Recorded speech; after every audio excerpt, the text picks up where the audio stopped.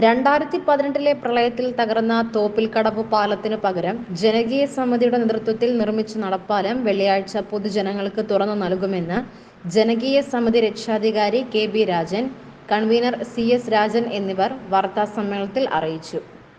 പാലം തകർന്നതോടെ പെരുവന്താനം പഞ്ചായത്തിലെ 8-ാം വാർഡ് മൂഴിക്കൽ, കുറ്റിക്കയം, നമ്പൂപ്പാറ പ്രദേശത്തെ ജനങ്ങൾ ഏറെ ദുരിതത്തിൽ ആയിരുന്നു. 2018-2019 വർഷങ്ങളിൽ പെരുവന്താനം ഗ്രാമപഞ്ചായത്തിന്റെ നേതൃത്വത്തിൽ ചെങ്ങാടം ഒരുക്കി യാത്രാ സൗകര്യം നൽകിയെങ്കിലും കനത്ത മഴയിൽ ചെങ്ങാടവും തകർന്നു. ഇതോടെയാണ് പ്രദേശവാസികൾ ചേർന്ന് സർവകക്ഷി യോഗം ചേരുകയും നടപ്പാലം നിർമ്മാണത്തിനായി ജനകീയ കമ്മിറ്റി രൂപീകരിക്കുകയും ചെയ്തു. ജനങ്ങളുടെയും മറ്റ് സംഘടനകളിൽ നിന്നും ഫണ്ട് സ്വരൂപിച്ച് 2022 ജൂലൈ മാസത്തിലാണ് പാലത്തിന്റെ നിർമ്മാണം ആരംഭിച്ചത്. 8,55,000 രൂപ വിനിയോഗിച്ചാണ് നടപ്പാലത്തിന്റെ നിർമ്മാണം പൂർത്തീകരിച്ചത്.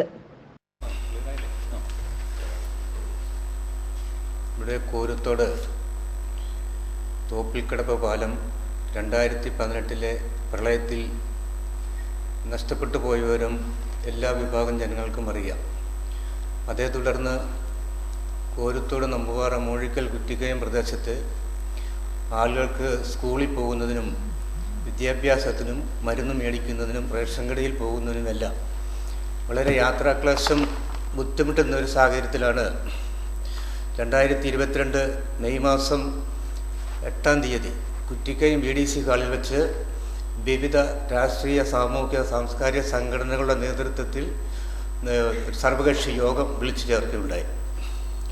ആ യോഗത്തിൽ വെച്ച് പാലം നിർമ്മാണത്തിന് വേണ്ടി ഒരു കമ്മിറ്റിയെ ചുമതലപ്പെടുത്തുകയും തീരുമാനിക്കുകയും അതേ തുടർന്ന് 2 വർഷക്കാലത്തെ പരിശ്രമഫലമായി നമുക്ക് ഓഗസ്റ്റ് മാസം 30-ാം തീയതി 11 മണിക്കാണ് ഇത് ഓപ്പൺ ചെയ്തു കൊടുക്കാൻ നമ്മൾ തീരുമാനിച്ചിട്ടുള്ളത്.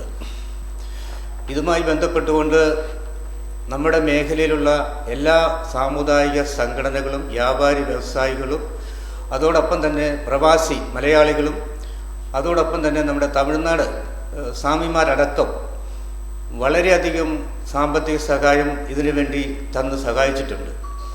ഈ തന്ന് സഹായിച്ചതോടൊപ്പം തന്നെ നമുക്ക് എടുത്തു പറയപ്പെടുന്ന ഏറ്റവും പ്രധാനപ്പെട്ടത് നമ്മുടെ വനംവകുപ്പ്. നമ്മുടെ കേരളത്തിലെ മറ്റ് പ്രദേശങ്ങളിലെല്ലാം വന്യമൃഗവുമായി ബന്ധപ്പെട്ടുകൊണ്ട് ചില വിഷയങ്ങൾ ഉണ്ടാകുമ്പോൾ അതുമായി ബന്ധപ്പെട്ട് ചില പ്രശ്നങ്ങൾ ഉണ്ടായിട്ടുണ്ട്. പക്ഷേ എന്നാൽ പെരിയാർ ടൈഗർ റിസർവിൻ്റെ വെസ്റ്റ് DFOയും FTO ഒക്കെ ഈ കാര്യത്തിൽ ഈ പാലത്തിനോട് കാണിച്ച ജാഗ്രതയും ഉത്സാഹവും ഈ പാലം നിർമ്മാണ കമ്മിറ്റിക്ക് വളരെയധികം ഗുണം ചെയ്തിട്ടുണ്ട്. അതുപോലെ തന്നെ നമ്മുടെ മേഖലയിലുള്ള എല്ലാ സാമുദായിക സംഘടനകളും ഒക്കെ എടുത്തു പറയപ്പെടുന്നത് ഓട്ടോറിക്ഷ തൊഴിലാളികൾ വരെ 1000 രൂപ മുതൽ 500 രൂപ വരെ ഈ പാലത്തിന് വേണ്ടിയിട്ട് തന്ന് സഹായിച്ചിട്ടുണ്ട്. അതിനുശേഷം 2023 ജൂൺ മാസം 4-ാം തീയതി ഈ പണിയുടെ നിർമ്മാണ ചുമതല വഹിച്ചിരുന്ന ശ്രീ ഓമനക്കുട്ടൻ പെട്ടെന്ന് ഒരു അപകടം സംഭവിക്കുകയും ആ അപകടത്തെ തുടർന്ന് ഏതാണ്ട് 6 മാസക്കാലം ഈ പാലത്തിൻ്റെ പണി നിർത്തിവെക്കേണ്ട സാഹചര്യം ഉണ്ടായി.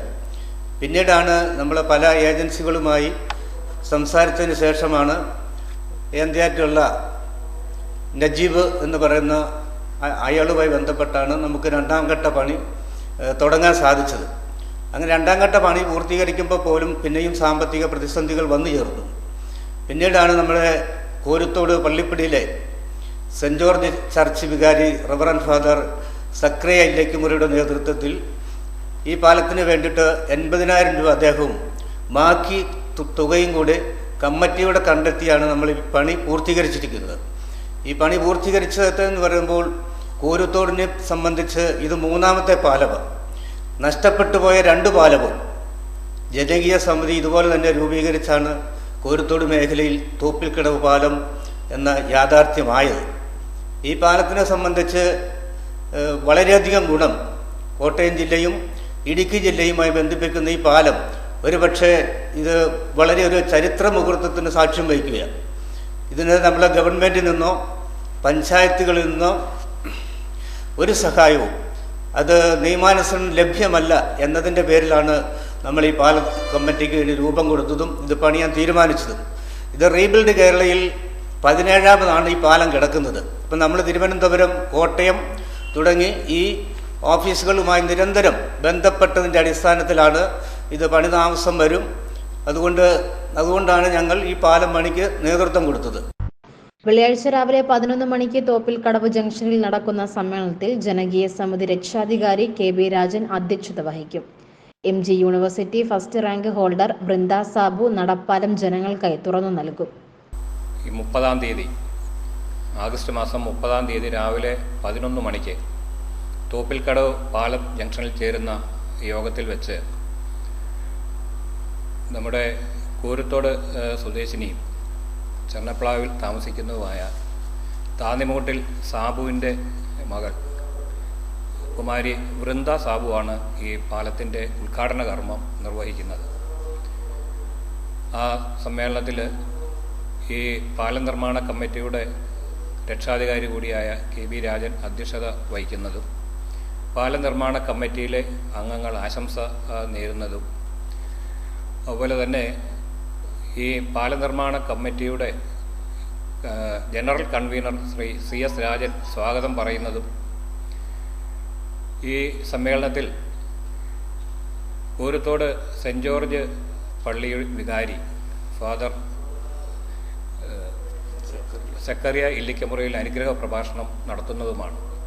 അതുപോലെ തന്നെ ഈ പാലം നിർമ്മാണ കമ്മിറ്റിയെ സഹായിച്ച നിർമ്മാണ കമ്മിറ്റിക്ക് വേണ്ട നിർദ്ദേശങ്ങളുമൊക്കെ നൽകിയ നമ്മുടെ കൂരത്തോട് സ്വദേശി ആയിട്ടുള്ള ലാലു, അതുപോലെ ഓമനക്കുട്ടൻ എന്ന് വിളിക്കുന്ന ലാലുവിന് ആദരം അർപ്പിക്കുന്നതും അതുപോലെ തന്നെ ഇതിൻ്റെ സാങ്കേതിക സഹായങ്ങൾ ചെയ്ത മറ്റ് വ്യക്തികൾക്കും വേണ്ട ആദരവ് അവർക്ക് നൽകുന്നതുമാണ്.